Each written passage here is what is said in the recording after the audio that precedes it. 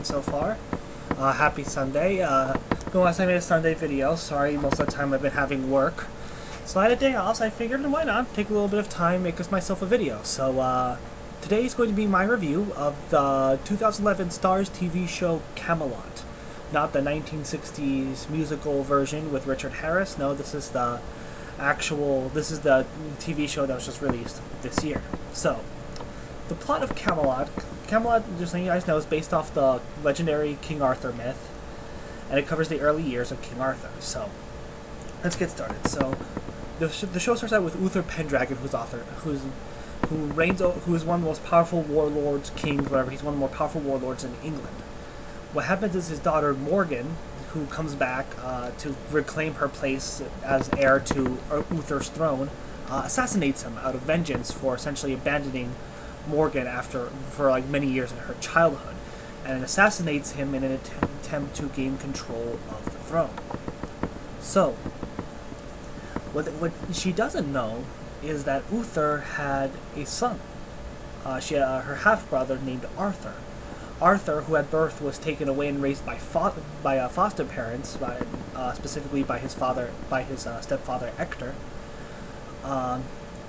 He doesn't know anything about Uther. He doesn't know he's Uther's son or anything until Merlin comes in after Uther's death and tells Arthur that his true lineage, and immediately Arthur is thrust into the role as king. So he makes his home base in Camelot, and out of Camelot, Arthur is seeking to unite the realms of England under his rule, and be the best king that he could be. So, but what he kind of realizes, and what's the point of Camelot and the King Arthur myth, was that the greatest threats to Arthur's throne didn't come from outside, but more so from within. So, here's what's great about Camelot. It's very dark and very gritty. For those of you who don't know,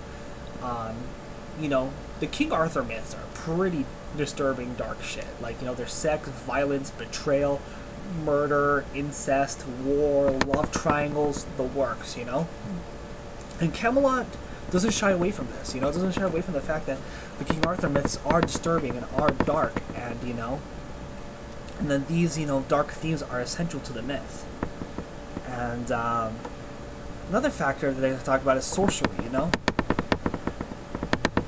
we've seen a few modern adaptations of King Arthur, like made in the 21st century, that try to put Arthur in a more realistic setting. But, they don't try to take out the and they try to kind of separate themselves from the magical aspect of the show. But the fact is that the magical aspect is so vital to the myth, It's so grounded in magic, like with the Lady of the Lake, Morgan and Merlin, who are both wizards. Camelot, doesn't really take away Camelot doesn't take away the magical aspects of the show, but instead, puts a kind of interesting twist on them, so that so it works well with the more realistic story, the more realistic setting. But at the same time, it still doesn't shy away from it.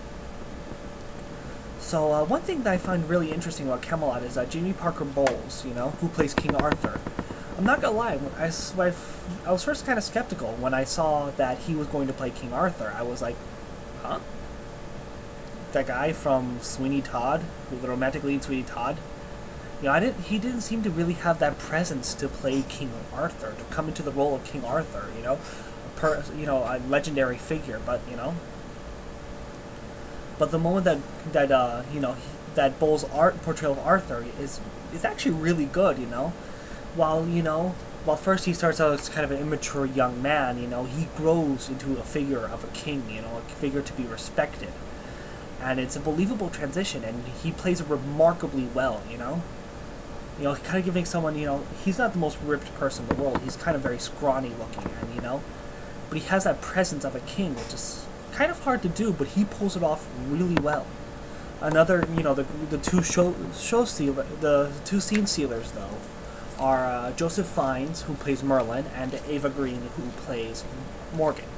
They are absolutely fantastic. While Arthur, yeah, he does do his own thing, it's under the machinations of Merlin, These are, even though there's a political rival, while, Most of the time, the political rivalry and the infighting consists between Morgan and Merlin trying to outdo one another and and outmaneuver one another, you know, in this political chess game, you know? And it's very fascinating to see the moves that they take and the moves that they do to either, for Merlin, to ensure Arthur stays in power, or in the case of Morgan, to usurp Arthur and become queen. So, here's one of the things I really wasn't too impressed with about Camelot, though. There's only one basic thing. It was the concept of the love triangle, you know? One of the most famous aspects of the Arthurian legend is the love triangle between Arthur, Arthur's wife Guinevere, and Arthur's most loyal knight, Lancelot. This is entirely absent because Lancelot does not appear in the show. So instead, the show creators decided to create a love triangle between Arthur, Guinevere, and Leontes. Leontes is sort of like the Lancelot figure of the show, of this season, but it really doesn't have that sort of, you know, same poignancy and bravadocy that, you know, that you know, the same kind of poignancy, the same kind of, you know, the same passion that the Lancelot, Guinevere, and Arthur love triangle had, you know?